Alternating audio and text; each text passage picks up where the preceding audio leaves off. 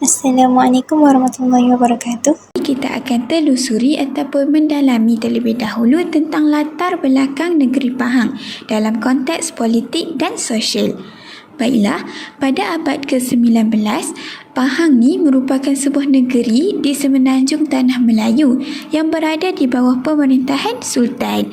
Jadi kehidupan masyarakat tempatan pada ketika itu adalah berdasarkan sistem feudal yang tertakluk kepada pengaruh golongan bangsawan dan pembesar tempatan. Selain itu, struktur pentadbiran tradisional negeri Pahang pada ketika itu dikuasai oleh Sultan dan para pembesar.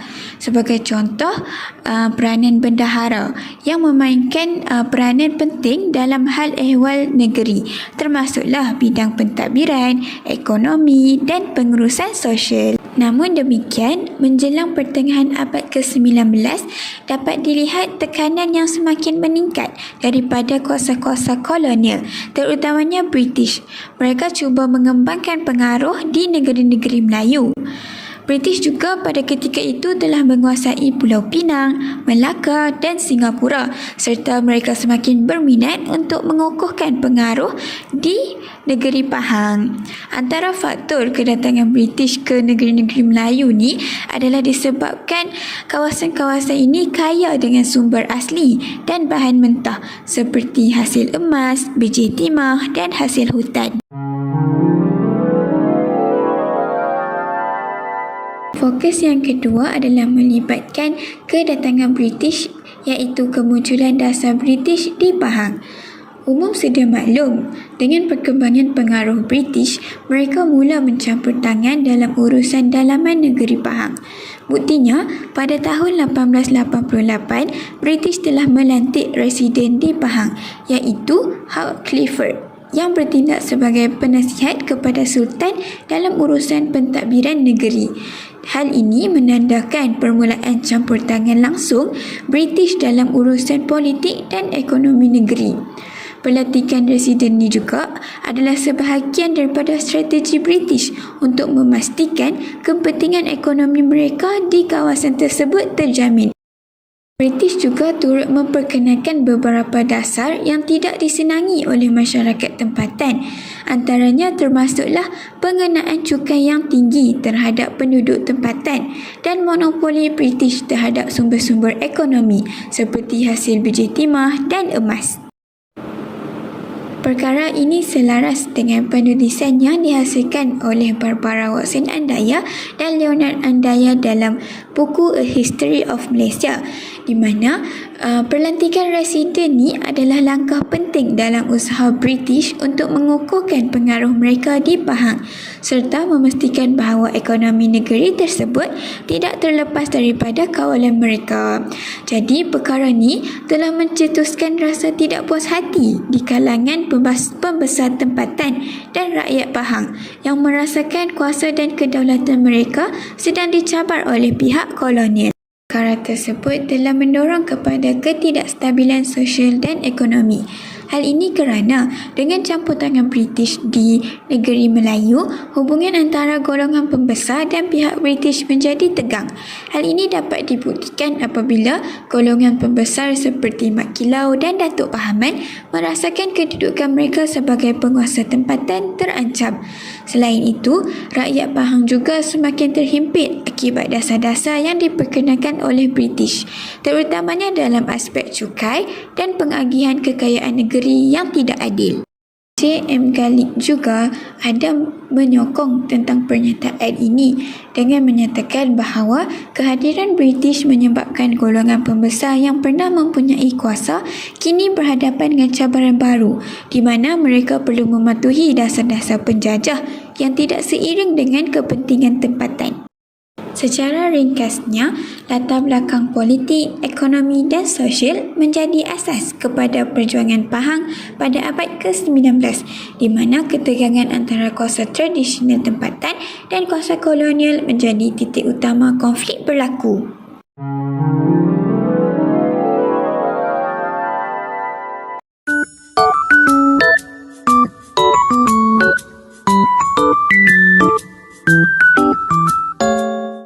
Seterusnya, kita akan lihat cara penentangan pejuang tempatan iaitu Datuk Bahaman dan Mat Kilau di Pahang pada suatu ketika dahulu.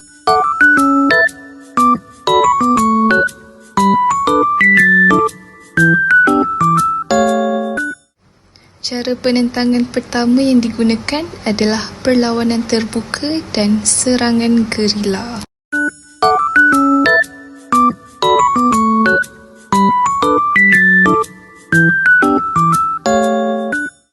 Jadi, melalui strategi ini, pada tahun 1891, Datuk Bahaman, Mat Kilau dan Tok Gajah serta pengikut mereka melancarkan serangan gerila terhadap kedudukan British di Pahang.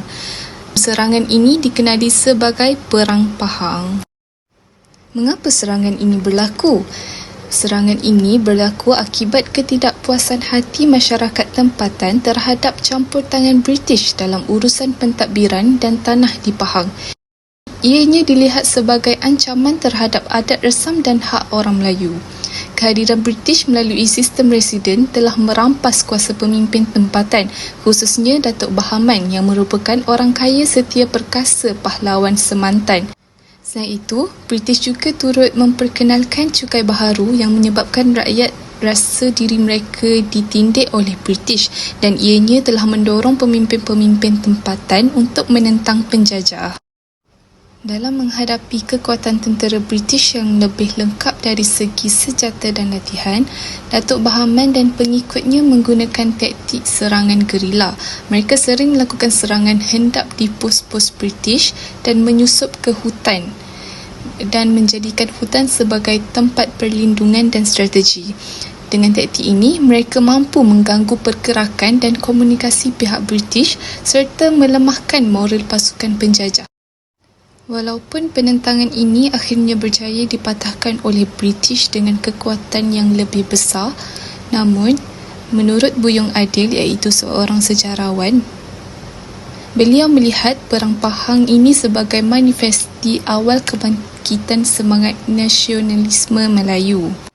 Peristiwa ini menandakan titik penting dalam sejarah perjuangan orang Melayu menentang penjajahan dan membuktikan semangat patriotisme yang tinggi demi mempertahankan maruah bangsa dan tanah air.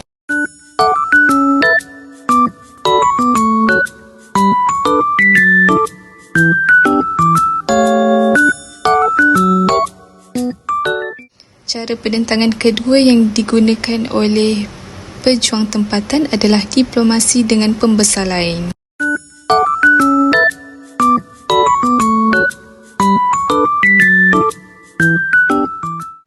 Dalam usaha menentang British di Pahang, Datuk Bahaman dan Mat Kilau tidak hanya bergantung kepada kekuatan mereka sendiri, tetapi mereka turut berusaha mendapatkan sokongan dari negeri-negeri jiran seperti Kelantan, Terengganu dan Siam.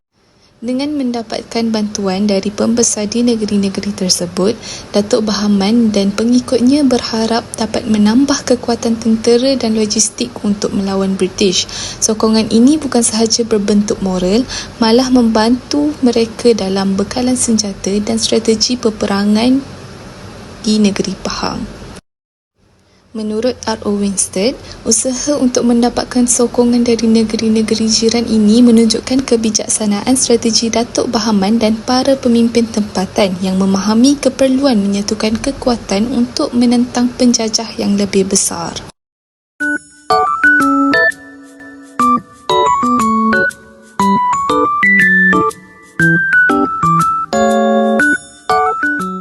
Strategi terakhir yang digunakan oleh Mat Kilau dan Datuk Bahaman adalah dengan melarikan diri dan penyusupan semula daripada Pahang.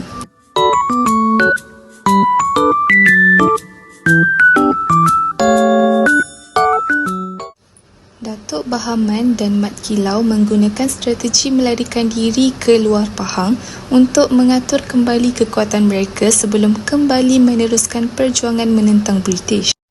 Strategi ini adalah sebahagian daripada taktik gerila di mana mereka memilih untuk berundur sementara demi menyusun strategi baharu dan mengelakkan diri daripada ditangkap ataupun dikalahkan sepenuhnya oleh tentera British yang lebih kuat.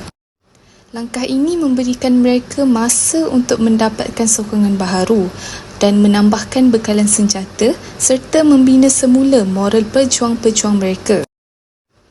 Selepas melarikan diri, mereka kerap kali kembali menyerang kedudukan British di Pahang dan mencabar usaha British untuk mengawal sepenuhnya kawasan tersebut.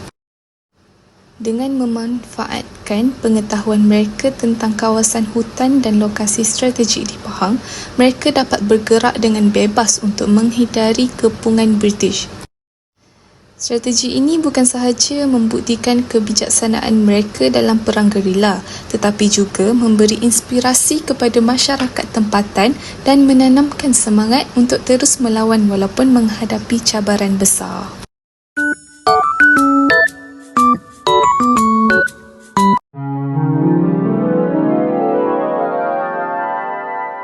Assalamualaikum warahmatullahi wabarakatuh. Seterusnya, saya Siti Khadijah akan meneruskan pembentangan video kali ini dengan membentangkan tentang perspektif kolonial terhadap penentangan Datuk Bahaman dan Mat Kilau. Daripada perspektif kolonial British, penentangan yang diketuai oleh Datuk Bahaman dan Mat Kilau dilihat sebagai pemberontakan yang menentang usaha British untuk memperkenalkan struktur pentadbiran yang lebih sistematik di Pahang. Maksudnya, mereka ini menganggap tindakan penentangan daripada Datuk Bahaman dan juga Mat Kilau ini bukanlah sebagai satu bentuk perjuangan nasionalisme, tetapi ianya lebih kepada reaksi oleh golongan pembesar tempatan iaitu Datuk Bahaman dan juga Mat Kilau yang tidak puas hati dengan dasar dan perubahan yang diperkenalkan oleh pihak kolonial, pihak British. Jadi, British menganggap penentangan ini sebagai satu cubaan untuk mempertahankan kedudukan elit tradisional itu sendiri yang semakin terhakis di bawah pentadbiran residen. Di dalam pembentangan video kali ini, saya akan fokuskan kepada 4 perkara utama yang menjadi perspektif kolonial terhadap penentangan Datuk Bahaman dan Mat Kilau. Pertama, penentangan ini dilihat sebagai halangan kepada kestabilan kolonial kerana British melihat perjuangan Datuk Bahaman dan juga pengikutnya sebagai satu ancaman kepada kestabilan yang mereka ataupun British ingin wujudkan di negeri-negeri Melayu. Dalam konteks ni di negeri Pahang lah.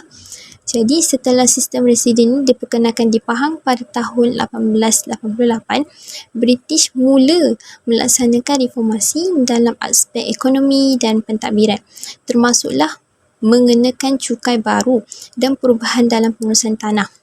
Jadi, sebarang penentangan terhadap dasar ini dianggap sebagai gangguan kepada usaha British untuk memodernkan dan mewujudkan ketertiban di tanah Melayu. Jadi, Datuk Bahaman di sini, dia sebagai pejuang tempatan, dia nak pertahankan hak dia, kenapa kena bayar cukai kepada British waktu residen tu datang ke Pahang. Kemudian, sejarawan Hugh Clifford memainkan peranan penting dalam penindasan pemberontakan ini.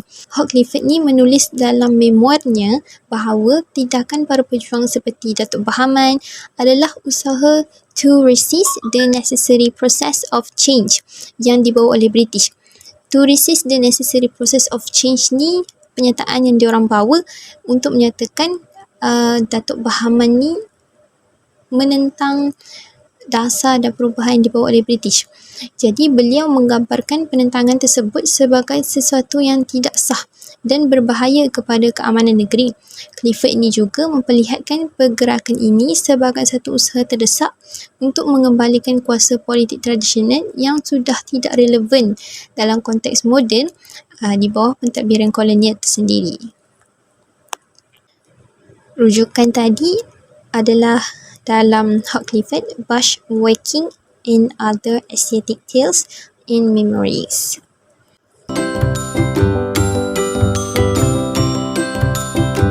Kedua, penentangan ini sebagai tindakan menentang peraturan kolonial. Penentangan terhadap dasar-dasar British dianggap sebagai tindakan yang subversif, di mana dalam perspektif British ataupun di bawah point of view British, gerakan Datuk Berhaman dan Mat Kilau ini dilihat sebagai pemberontakan yang menentang peraturan kolonial, di mana mereka anggap peraturan yang mereka bawa itu sah. Jadi, pegawai-pegawai kolonial termasuk Clifford sendiri sering merujuk kepada perjuangan ini sebagai satu tindakan pemberontakan yang tidak wajar lah, di mana ia disebabkan oleh ketidakpuasan hati golongan pembesar tempatan terhadap perubahan yang diperkenalkan. Jadi Datuk Berhaman dan Mat Kilau dilihat sebagai pembesar, di mana mereka ini enggan untuk menerima hakikat bahawa kuasa mereka terhadap masyarakat tempatan ni semakin berkurangan di bawah sistem residen. Sejarawan Barbara Watson Andaya dan juga Leonard Y. Andaya ada menyatakan bahawa British ini melihat tindakan penentangan ini bukan sahaja sebagai reaksi terhadap perubahan ekonomi dan sosial, malah ia juga sebagai satu bentuk pemberontakan konservatif yang menolak segala reformasi yang diperkenalkan oleh pentadbiran kolonial. Jadi mereka berpendapat bahawa pemberontakan ini tidak mempunyai asas yang sah lah, dan daripada itu ia perlu ditumpaskan dengan secepat mungkin untuk memulihkan kestabilan di Pahang. Maksudnya mereka ni pun tidak menyokong usaha penentangan Datuk Berhaman dan Mat Kilau tadi tu, malah mereka sokong British dah. Okey. Jadi rujukannya Barbara Watson Andaya dan Leonard Y. Andaya, A History of Malaya. Kemudian yang ketiga, penolakan kuasa tradisional sebagai punca penentangan.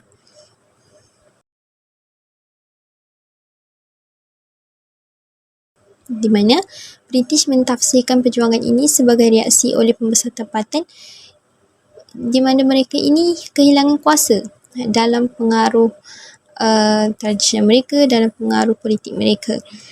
Menurut British juga, tokoh seperti Datuk Berhaman ni tidak mahu melepaskan hak-hak istimewa feudal yang Datuk Berhaman nikmati sebelum kehadiran British. Jadi mereka berpendapat bahawa penentangan ini tiada asas yang kukuh kerana pembesar-pembesar ini tentang sistem baru yang lebih teratur dan moden dibawa oleh British lah. Sistem baru itu dibawa oleh British dan diperkenalkan oleh British. Kemudian terutamanya dalam aspek pengurusan ekonomi dan tanah. Sejarawan R. Bonney, beliau menyatakan bahawa British melihat para pemimpin tempatan sebagai golongan yang tidak mahu menerima perubahan. Sebab mereka merasakan bahawa kedudukan ekonomi dan politik mereka ni sedang terancam. Maksudnya diorang berlaga air antara pejuang tempatan dengan British ni. Jadi Bonney ni tegaskan bahawa dari sudut pandang British ni, penentangan ini lebih didorong oleh kepentingan peribadi pembesar tu sendiri yang nak kekalkan kuasa tradisional mereka.